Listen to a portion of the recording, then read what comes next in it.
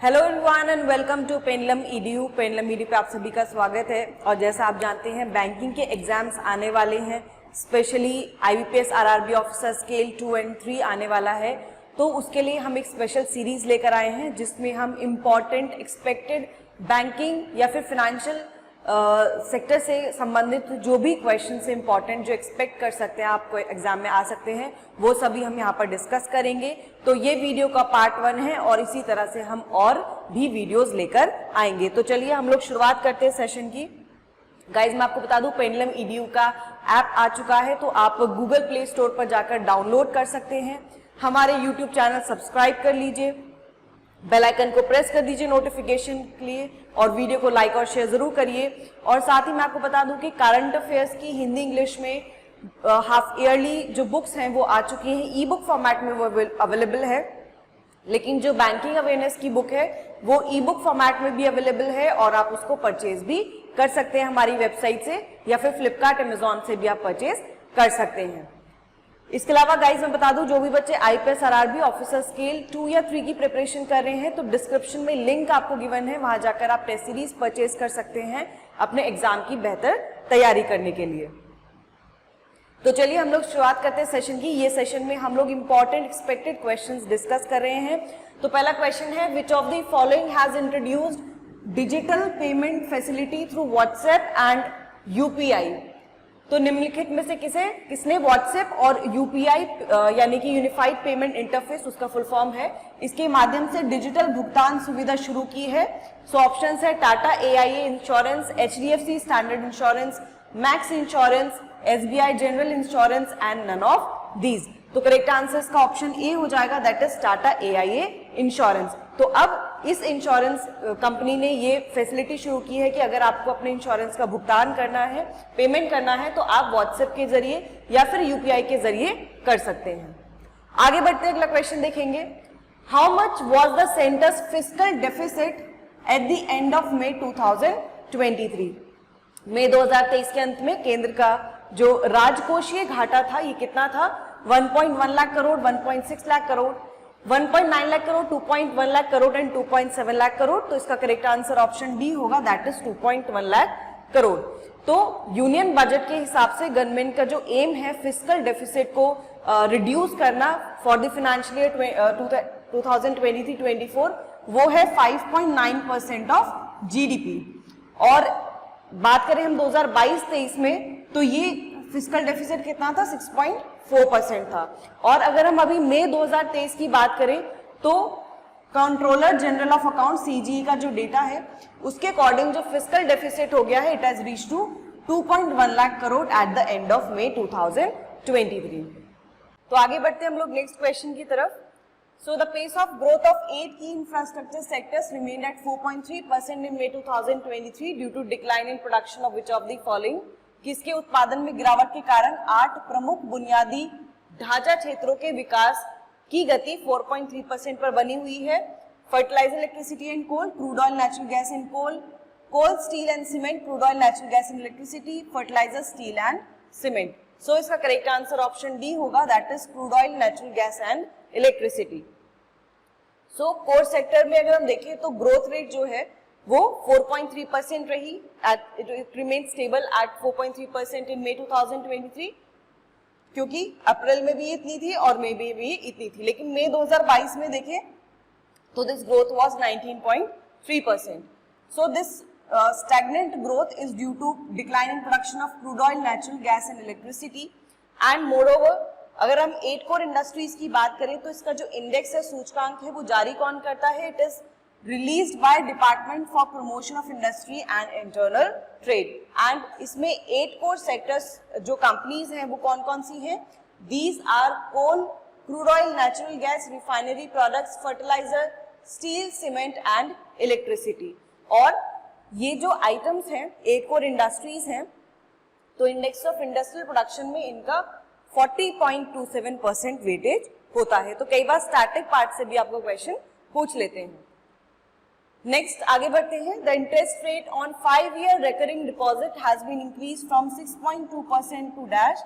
ब्याज दर जो है 5 साल की आवर्ती जमा पे कितना कर दिया है? 6.2% से बढ़ाकर 6.3%, 6.4%, 6.5%, 6.6% and 6.7%. So correct answer is option C, that is 6.5% कर दिया गया है. So आप यहाँ टेबल में देख सकते हैं जो लास्ट अगर हम देखें रेट ऑफ इंटरेस्ट इससे पहले जो बढ़ाया गया था टिल जून 30, 2023, तो नेशनल सेविंग सर्टिफिकेट स्कीम पर इट रिमेन सेम, अभी भी सेम है, 7.7% है. एंड जो आगे के लिए जो प्रिडिक्ट किया गया है नेक्स्ट जुलाई से लेकर सितंबर तक के लिए वो भी 7.7% रखा गया है. Sukanya Samriddhi scheme, PPF, public provident fund, saving deposit, senior citizen saving scheme, Kisan Vikas Patra, इन सब पर जो पहले इंटरेस्ट रेट था दैट विल कंटिन्यू. सिर्फ 1 ईयर टाइम डिपॉजिट में, 2 ईयर में, 5 ईयर रिकरिंग और मंथली इनकम अकाउंट वो भी सेम है. सिर्फ ये 1 ईयर, 2 ईयर और 5 ईयर वाले में चेंज हुआ है. It has increase from 6.8% to 6.9%, 6.9% to 7% and 5 साल वाला 6.2% से 6.5% कर दिया गया है. आगे बढ़ते नेक्स्ट देखेंगे. Manufacturing PMI decline from 58.7 in May 2023 to dash in June 2023. तो पहले मई में इसकी वैल्यू 58.7 थी, अभी घटकर कितनी हो गई है 58.3, 57.8, 56.2, 55.6 and 54.1. So correct answer is option B, that is 57.8. So PMI क्या है? परचेजिंग मैनेजर इंडेक्स है. ये मैन्युफैक्चरिंग और सर्विसेज दोनों सेक्टर के लिए जारी किया जाता है. एंड इसको जारी कौन करता है? PMI या फिर परचेजिंग या फिर मैन्युफैक्चरिंग PMI को इसको S&P जारी करता है. ये क्या किया जाता है? बेसिकली एक सर्वे कैरी आउट किया जाता है for among purchasing managers and purchasing service वाले जो रहते हैं. उसमें टोटल पैनल रहता है अराउंड 400 मैन्युफैक्चरर्स या फिर 400 सर्विस सेक्टर वालों का. एंड देन उसमें रिस्पॉन्सेज सर्वे कैरी आउट किया जाता है. जो रिस्पॉन्स है उनको कलेक्ट किया जाता है और फिर ये इंडेक्स जारी किया जाता है. तो जो सेकेंड हाफ होता है हर मंथ का, तब ये सर्वे जारी जो कलेक्ट है वो किया जाता है. PMI का अगर हम वेटेड एवरेज देखें तो 5 इंडाइसेस पर ये अपना वैल्यू देता है, which is new orders, output, employment, suppliers, delivery times and stock of purchases. तो इसकी वैल्यू अगर हम देखें मैन्युफैक्चरिंग PMI की तो जून में ये 57.8 हो गई है, डिक्लाइन यहाँ पर हो गया है. जो जॉब क्रिएशन है जून में वो इंक्रीज हुई है, लेकिन उनका जो पेस है, जिस पेस पर वो इंक्रीज हुई है वो जस्ट मॉडरेट है जैसा मई में था. फिर हम यहाँ पे सर्विसेज PMI की बात करें तो ये भी कम हो गया है. मई में 61.2 वैल्यू थी इसकी और अभी जून में अगर हम देखें तो इसकी वैल्यू कितनी होगी? 58.5 हो चुकी है.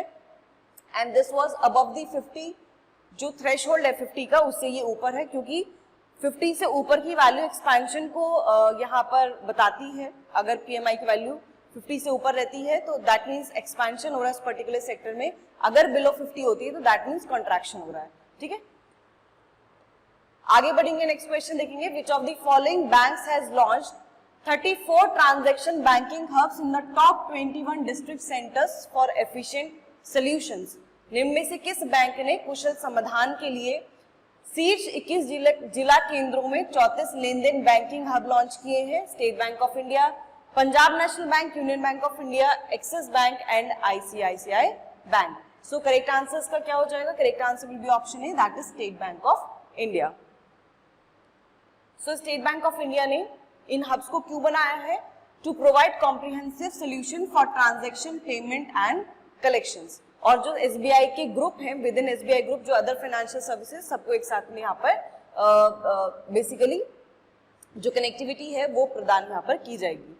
सो दिनेश कुमार खारा जो कि चेयरमैन है SBI के करंटली, उन्होंने ये ट्रांजैक्शन बैंकिंग हब्स को लॉन्च किया था on the foundation day of SBI. क्योंकि SBI का जो गठन है वो कब हुआ था? 1 जुलाई 1955 में इसका फॉर्मेशन हुआ था.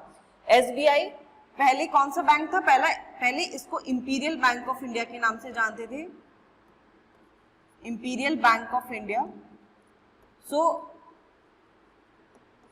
3 presidency banks, Bank of Bombay, Bank of Madras and Bank of Bengal को मिलाकर इंपीरियल बैंक ऑफ इंडिया बनाया गया, which acted as a central bank until the formation of RBI. And बाद में इंपीरियल बैंक ऑफ इंडिया का नाम बदलकर स्टेट बैंक ऑफ इंडिया कर दिया गया. तो 1 जुलाई 1955 में एसबीआई का फॉर्मेशन हुआ। इसके हेडक्वार्टर मुंबई महाराष्ट्र में है। दिनेश कुमार खारा इसके करंटली चेयरमैन है एंड इसकी टैगलाइन क्या है? The banker to every Indian. Okay, आगे बढ़ते हैं। नेक्स्ट देखिए, according to people's research on India's consumer economy price, India's middle class will increase from 432 million in 2021 to 715 million by dash. People research on India consumer economy के अनुसार भारत का मध्यम वर्ग 2021 में 432 मिलियन से बढ़कर डैश तक 715 मिलियन हो जाएगा 2024, 2025, 2027, 2031 या 2041। तो करेक्ट आंसर इसका ऑप्शन डी हो जाएगा, दैट इज 2031। तो ये जो रिपोर्ट जारी की गई है इसी से रिलेटेड एक और यहाँ पे क्वेश्चन है, फिर हम रिपोर्ट को एक बार देखेंगे। ये क्वेश्चन भी यहाँ पे पूछ सकते हैं, which of the following states accounts for majority of rich household as per a study by people research on India's consumer economy. People research on India consumer economy के एक अध्ययन के अनुसार निम्न में से किस राज्य में अधिकांश अमीर परिवार रहते हैं? Maharashtra, Tamil Nadu, Karnataka, Punjab and Haryana. So correct answer इसका ऑप्शन ए होगा, दैट इज महाराष्ट्र में सबसे ज्यादा अमीर हैं। सो ये जो रिपोर्ट जारी की गई है इसमें कहा गया कि जो इंडिया में अभी मिडिल क्लास है जो करंटली 2021 में 432 मिलियन था, ये ऑलमोस्ट डबल तो नहीं कहेंगे बट डबल से थोड़ा सा ही कम 715 मिलियन पहुंच जाएगा बाय 2031। सो ये स्टडी जो जारी की गई है बाय प्राइस, इसका टाइटल क्या है? The rise of middle class a force to reckon with. इसको रिलीज किया गया बाय अमिताभ कांत जो करंटली G20 शेरपा है। 5 जुलाई को रिपोर्ट जारी की गई एंड इसमें डिफाइन किया गया है मिडिल क्लास का मतलब। So it has defined middle class as those having an annual average household income at 2021 prices of 5 lakh to 30 lakh and per capita day income between 298 and 1770।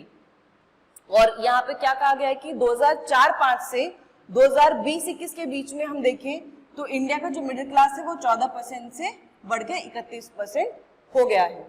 और कहा जा रहा है कि 2030-31 में ये 47% तक इंक्रीज हो जाएगा और 2046-47 तक ये 61% इंक्रीज हो जाएगा। यानी कि 2046-47 तक अगर हम देखें तो हमारे भारत में मोर देन 50% जो पॉपुलेशन है that will be in the line of middle class. So यहाँ पर मेनली अगर हम कंसंट्रेशन देखें मिडिल क्लास का तो सबसे ज्यादा यहाँ पर सदर्न और सेंट्रल इंडिया में देखने को मिलता है। वहीं अगर हम majority of rich house hold की बात करें, सबसे ज्यादा अमीर लोग कहाँ पर हैं तो वो कहाँ पर है? महाराष्ट्र में है, इसके बाद तमिलनाडु का स्थान आता है। और स्टडी में बताया गया है कि 4% ऑफ इंडियाज हाउस होल्ड वो रिच हैं, मतलब टोटल अगर हम रिच परसेंट देखें रिच पीपल की तो this is 4% of the total India's house hold and this is 10.67 million house hold in 2021। तो आगे बढ़ते हैं हम लोग नेक्स्ट क्वेश्चन की तरफ। Which of the following statement is or are correct regarding recently released annual economic review report for May 2023? So इस report को प्रिपेयर किया गया है by economic affairs department of finance ministry and RBI के द्वारा। इस रिपोर्ट के according post pandemic quarterly trajectories जो है कंजप्शन और इन्वेस्टमेंट की ये प्री पेंडेमिक लेवल पर पहुंच गई हैं और लास्ट क्वार्टर में एग्रीकल्चर सेक्टर ने 12 quarter record high growth rate achieve किया है। सो स्टेटमेंट कौन सी सही है? 1 and 2, 2 and 3, 1 and 3 only, 3 only, 1, 2 and 3। So correct answer क्या होगा इसका? Correct answer will be option B, that is 2 and 3। First statement incorrect है क्योंकि ये जो एनुअल इकोनॉमिक रिव्यू रिपोर्ट है इसको केवल economic affairs department of finance ministry के द्वारा प्रिपेयर किया गया है। इसमें मेंशन किया गया है कि 2022-23 में जो इंडियन इकोनॉमी है इट ग्रू बाय 7.2% एंड जो जनवरी मार्च क्वार्टर जो है इसमें जो ग्रोथ है इसने मेजर रोल प्ले किया है। सो इंडिया का जीडीपी ग्रोथ 7.2% ये 22-23 में रहा, जो कि फरवरी में अगर हम देखें एस्टिमेटेड जो था फरवरी में 7% का उससे ज्यादा अचीव हुआ है। इस रिपोर्ट के according post pandemic quarterly trajectories consumption के लिए, इन्वेस्टमेंट के लिए अगर हम देखें तो वो अभी प्री पेंडेमिक लेवल पर पहुंच गई है, उससे भी आगे बढ़ गई हैं, एंड डोमेस्टिक डिमांड भी रिकवर होते जा रही है। साथ ही इसमें कहा गया जो एक्सटर्नल डिमांड है वो फाइनेंशियल ईयर 2022-23 में का जो सेकेंड हाफ है उसमें अच्छे से उतना उसने परफॉर्म नहीं किया। लास्ट क्वार्टर में देखें तो एग्रीकल्चर सेक्टर ने 12 quarter record high growth rate achieve की है। इंडस्ट्रियल सेक्टर भी अब धीरे धीरे रिबाउंड हो रहा है क्योंकि मैन्युफैक्चरिंग सेक्टर में जो है इम्प्रूवमेंट यहाँ पर देखने को मिल रहा है। और ईयर एंड तक अगर देखें तो कॉन्टैक्ट इंटेंसिव सर्विसेज सेक्टर ये फुली रिकवर हो जाएंगे और अपने प्री पेंडेमिक लेवल पर पहुंच जाएंगे। ओवरऑल अनएम्प्लॉयमेंट रेट देखें तो ये 5 साल से का भी जो कम रेट है दैट इज 4.1% पर ये पहुंच गया है 2021-22 में। 2022-23 में अर्बन एम्प्लॉयमेंट रेट ये हर क्वार्टर में डिक्लाइन हुआ है। आगे बढ़ते अगला क्वेश्चन देखिए। According to RBI financial stability report the write offs to gross non performing assets GNPA's ratio of dash stood at 47.9% in financial year 2022-23। RBI की वित्तीय स्थिरता रिपोर्ट के अनुसार वित्त वर्ष 2023 में डैश के सकल गैर निष्पादित परिसंपत्तियां अनुपात के लिए राइट ऑफ 47.9% था। Private sector bank, public sector bank, सभी अनुसूचित वाणिज्यिक बैंक, लघु वित्त बैंक या फिर क्षेत्रीय ग्रामीण बैंक, रीजनल रूरल बैंक्स। तो करेक्ट आंसर इसका ऑप्शन ए होगा, that is private sector banks का जो ये रेशियो है, the ratio which is write off to GNPA। Write off क्या होता है? This is loans which are transfer to the off balance sheet records. तो इससे क्या होता है, इससे जो डेट है वो एक तरह से हट जाता है बैंक्स का एंड उनकी जो शीट्स बैलेंस शीट्स होती हैं वो क्लीन हो जाती है। तो ये writing off, that is the process of writing off a loan. So write off to GNPA ratio, ये रेशियो है राइट ऑफ का, कोई भी एक फाइनेंशियल में जितने राइट ऑफ होते हैं टू जो ग्रॉस नॉन परफॉर्मिंग एसेट्स होते हैं एक ईयर की शुरुआत में, उन दोनों का ये रेशियो होता है। सो प्राइवेट सेक्टर बैंक्स का ये रेशियो 47.9% पे था। वहीं पब्लिक सेक्टर बैंक का देखें तो इट वाज 22.2%। ये तो था 2022-23 में। वहीं अगर प्राइवेट सेक्टर बैंक का 2021-22 में देखें तो it was 26.2% and in 2020-21 it was 31%। तो दोनों से ईयर के कंपैरिजन में अभी प्राइवेट सेक्टर का यहाँ पर जो है GNPA, write off to GNPA ratio जो है वो बढ़ गया है। वहीं पब्लिक सेक्टर बैंक्स से अगर आप कंपेयर करेंगे तो ये भी इंक्रीज पहले से हो चुका है। आगे बढ़ते हैं, नेक्स्ट क्वेश्चन देखेंगे। Which of the following has introduced its global private banking business in India to serve high net worth and ultra high net worth individuals and their families.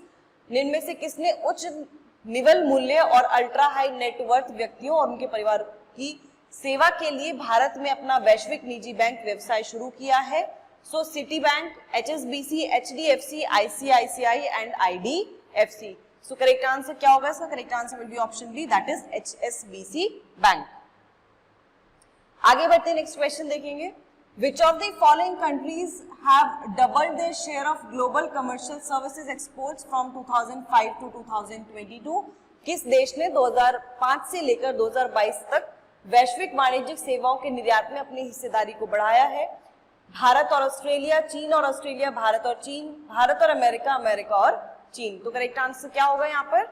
So correct answer will be option C, that is India and China. मैं आपको guys एक बार फिर से बता दूं कि जो यहाँ पर IPS RRB ऑफिसर स्केल 2 और 3 का एग्जाम आने वाला है, तो आप हमारी वेबसाइट पर विजिट करके टेस्ट सीरीज परचेज कर लीजिए। आप चाहें तो फ्री मॉक टेस्ट जो अवेलेबल है उसको भी आप अटेम्प्ट करके देख सकते हैं। सो जो टेस्ट सीरीज प्रिपेयर की गई है that has been prepared by experts and आपके एग्जाम पॉइंट ऑफ व्यू से जो इम्पोर्टेंट क्वेश्चंस आ सकते हैं, ठीक है, उसी के जो एग्जाम पैटर्न है उसी के बेसिस पर वो टेस्ट सीरीज तैयार की गई है। साथ ही आप जो लास्ट 6 मंथ्स के जो बैंकिंग अवेयरनेस है जनवरी से लेकर जुलाई तक के, आई वुड से 7 मंथ्स के, तो उसको भी आप बुक को परचेज कर सकते हैं। ओके, आगे बढ़ते हैं। सो इंडिया का शेयर कमर्शियल सर्विसेज एक्सपोर्ट्स में डबल हो चुका है according to World Bank and WTO दोनों की रिपोर्ट में ये चीज मेंशन की गई है।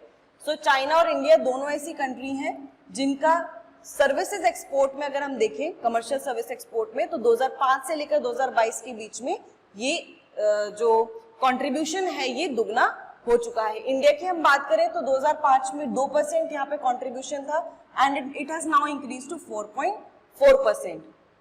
सो ये रिपोर्ट जो जारी की गई इसका नाम क्या है? मे बी आपको रिपोर्ट के नाम से क्वेश्चन पूछ सकता है कि according to this report which country has doubled it's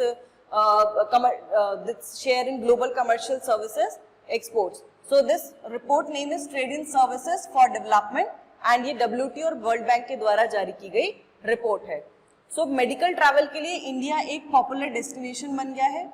बहुत सारे फॉरेन पेशेंट्स भारत में आते हैं। तो 2009 से लेकर 2019 के बीच में 3.5 मिलियन फॉरेन पेशेंट्स इंडिया में आए हैं। सो जैसे UK, US, Bangladesh, Nepal and Sri Lanka से काफी फॉरेन पेशेंट्स हैं जो कॉस्ट इफेक्टिव और हाई क्वालिटी ट्रीटमेंट के लिए भारत में आए हैं। इस रिपोर्ट के अकॉर्डिंग भारत, साउथ अफ्रीका और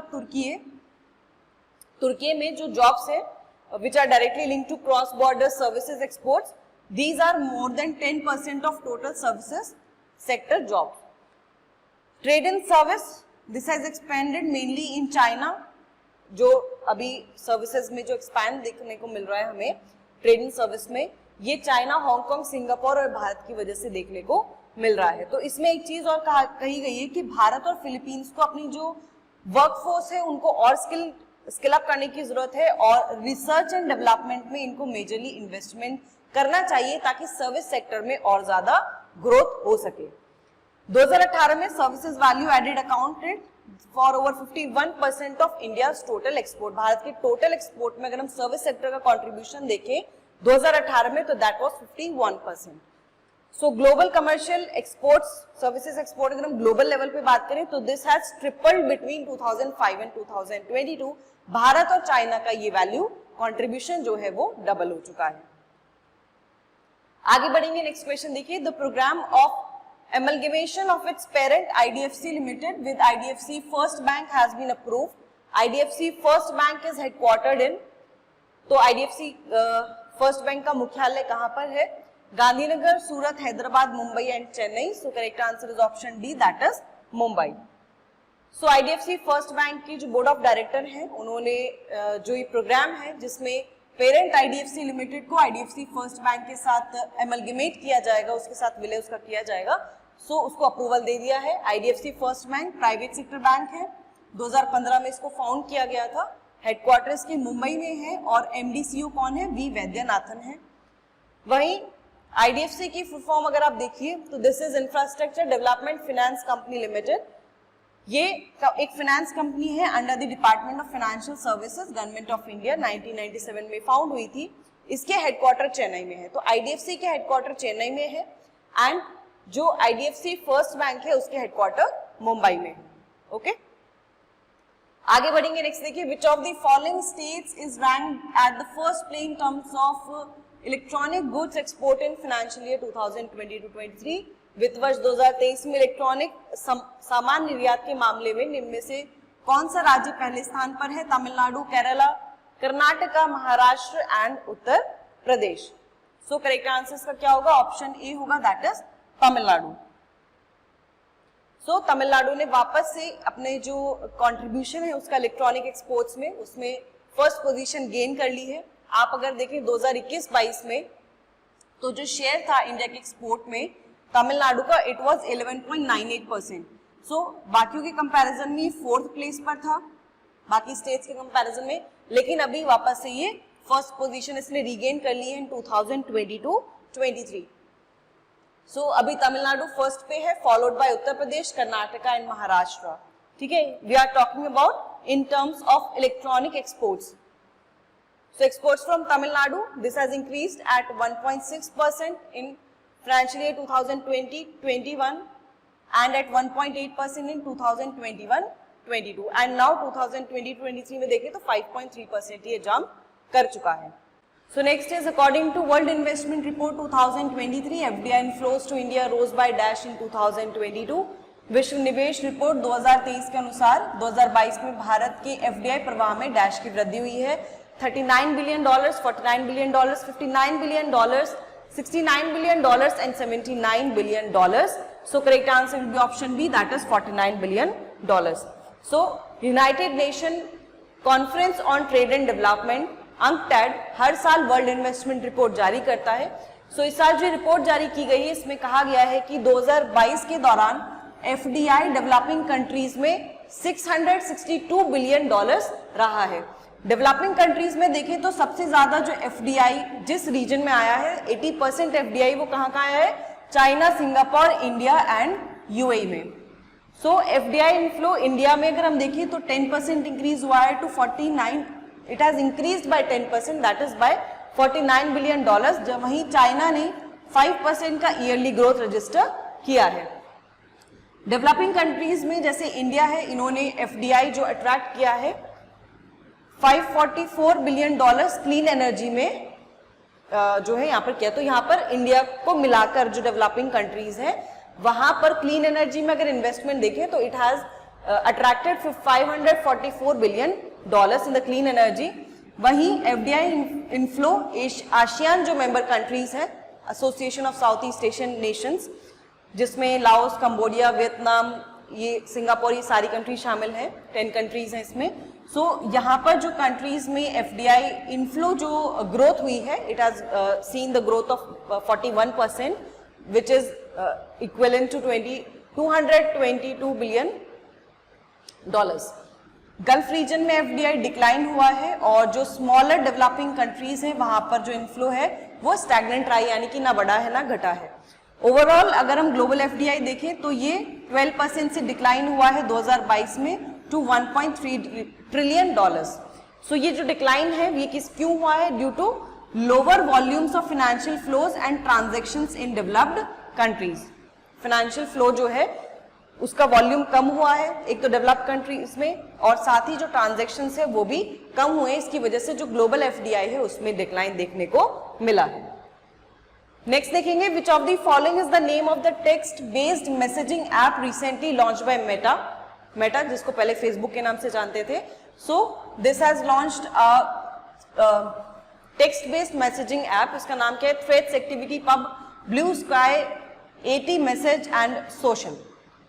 सो correct answer is option A, that is threads.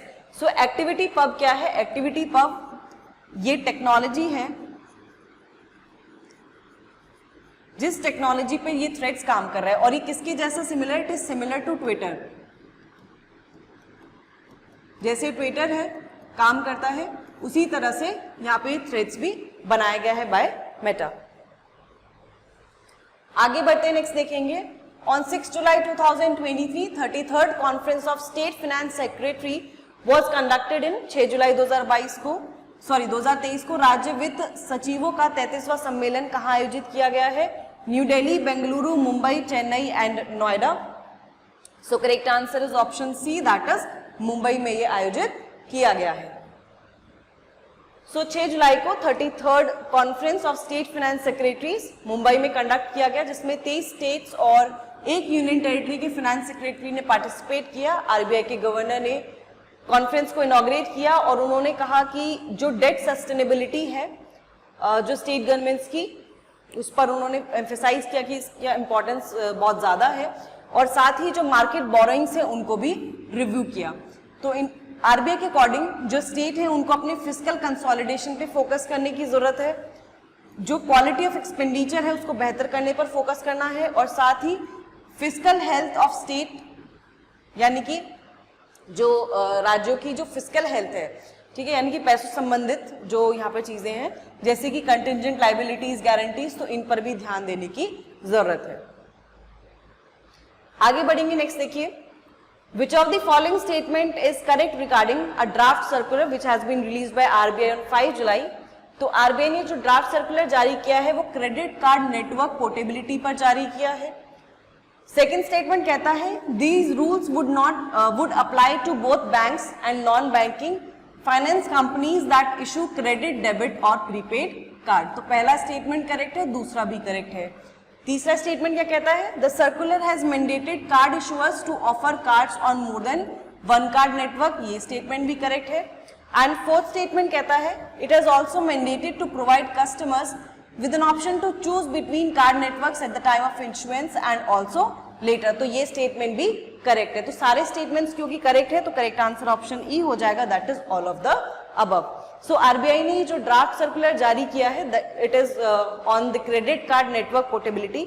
अभी क्या होता है, आप किसी भी बैंक में अगर खाता खुलवाते हैं और उस बैंक का जिस भी कार्ड नेटवर्क के साथ अरेंजमेंट होता है, चाहे वीजा हो, मास्टर कार्ड हो, तो आपको वही कार्ड मिलता है। तो आपके पास चॉइस नहीं होती कार्ड नेटवर्क को सिलेक्ट करने की। तो वहीं उसी के चलते आरबीआई ने सर्कुलर जारी किया है, अभी ड्राफ्ट सर्कुलर है, एंड इसे मैंडेट किया गया है कि जितने भी कार्ड इशुअर्स हैं वो कार्ड ऑफर करें, ठीक है। जो कार्ड नेटवर्क है मोर देन वन कार्ड नेटवर्क यहाँ पर ऑफर करें और कस्टमर को यहाँ पर चॉइस मिलना चाहिए। सो अगर हम 5 कार्ड नेटवर्क देखें भारत में तो कौन कौन से हैं, Mastercard, Visa, NPCI, RuPay, American Express and Diners Club. तो ज्यादातर हमें मास्टर कार्ड या फिर वीजा दिखता है, अभी हमें रुपए भी दिखने लगा है। सो 1 अक्टूबर 2023 से आरबीआई चाहता है कि जितने भी बैंक्स हैं वो ऑफर करें अपना कार्ड ऑन मल्टीपल नेटवर्क्स ताकि कस्टमर्स को चॉइस मिल सके। नेक्स्ट देखिए, RBI has launch centralised information management system for, RBI के द्वारा CIMS क्यों लॉन्च किया गया है, to revolutionize its data handling, analysis and governance for financial inclusion, to curb illegal collection of money by companies, to simplify and streamline the application process and none of the above। So correct answer इसका option A होगा, that is to revolutionize its data handling, analysis and governance। आगे बढ़ते हैं, next देखिए, who has been appointed as MD and CEO of SBI Card for 2 years। 2 साल के लिए SBI card के MD और CEO के रूप में किसे नियुक्त किया गया है, Kameshwar Rao Kodavanti, Krishna Mishra, PM Prasad, Abhijit Chakraborty and Dinesh Kumar Khara. So correct answer is option A, that is Kameshwar Rao Kodavanti. And Dinesh Kumar Khara कौन है, ये SBI के चेयरमैन हैं।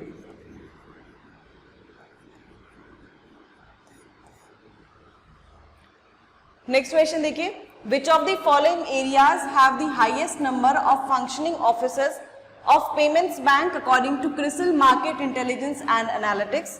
तो CRISIL market intelligence and analytics के अनुसार जो पेमेंट बैंक्स हैं वो अभी डिफरेंट उनके ऑफिसेज अलग अलग जगह पे फंक्शन कर रहे हैं। तो सबसे ज्यादा उनके ऑफिसेज कहाँ पर है, किस क्षेत्र में है, rural areas, semi rural areas, urban areas, semi urban areas and metropolitan areas. So correct answer इसका ऑप्शन सी होगा, that is urban areas. So urban क्षेत्र में अगर हम देखें तो 44% ऑफिसेज हैं। देन इसके बाद देखें तो सेमी अर्बन एरियाज में 40% ऑफिसेज हैं।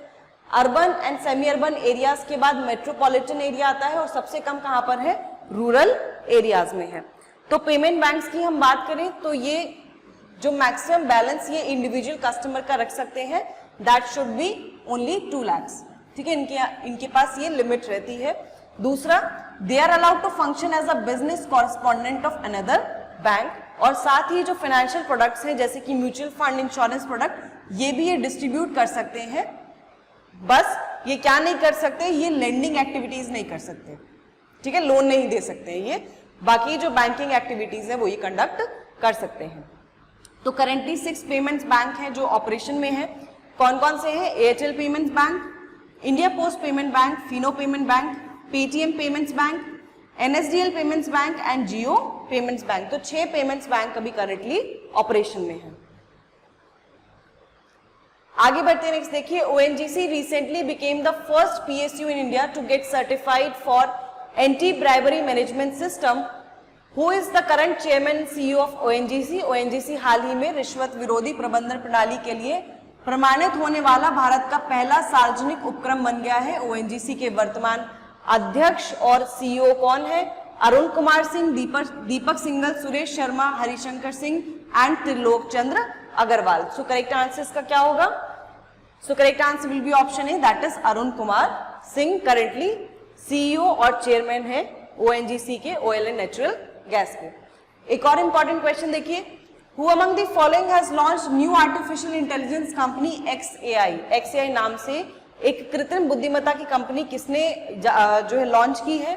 सो Evan Williams, Linda Yaccarino, Jack Dorsey, Elon Musk and Mark Zuckerberg.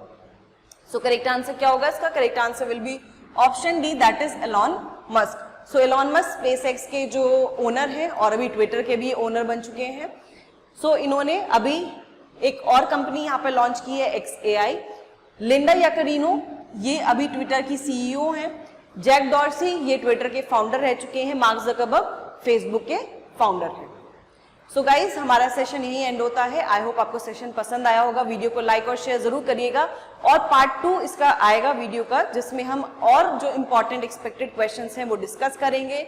So guys thank you so much for joining this session. Have a nice day.